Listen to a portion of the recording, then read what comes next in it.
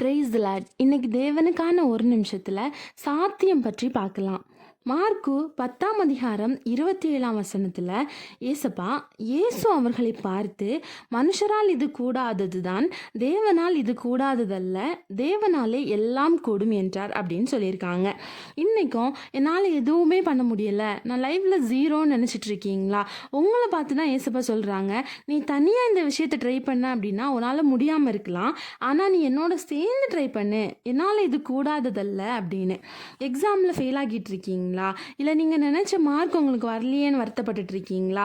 இல்லை ரொம்ப நாளாக ஒரு வேலைக்கு ட்ரை பண்ணியுமே அது கிடைக்காம இருக்கா? இல்லை மேரேஜுக்காக ட்ரை பண்ணியும் ரொம்ப வருஷமாக அது நடக்காமல் இருக்கா? இல்லை ரொம்ப நாளாக ஒரு பேபிக்காக ட்ரை பண்ணியும் அது நடக்காமல் இருக்கா? இல்லை நீங்கள் கடன் பிரச்சனையில் வருத்தப்பட்டுட்டு இருக்கீங்களா? இல்லை ஆவிக்குரிய வாழ்க்கையில் ஒரு பலன் இல்லை அப்படின்னு வருத்தப்பட்டுட்டு இருக்கீங்களா? நீங்கள் நம்ப வேண்டியது இந்த உலகத்தில் உள்ள மனுஷங்களை கிடையாது, அது எவ்வளோ பெரியவங்களாக கூட இருக்கலாம். ஏசப்பா இந்த டைமில் உங்களையும் என்னையும் பார்த்து சொல்கிறாங்க, மனுஷனால் இது கூடாத காரியம்தான், ஆனால் என்னால் முடியாதது அப்படின்னு எதுவுமே இல்லை.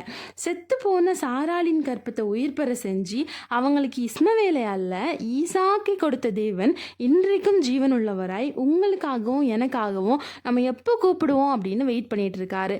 அவரை கூப்பிட்டு பிளெஸிங்ஸை வாங்க நீங்கள் ரெடியா? Jesus loves you.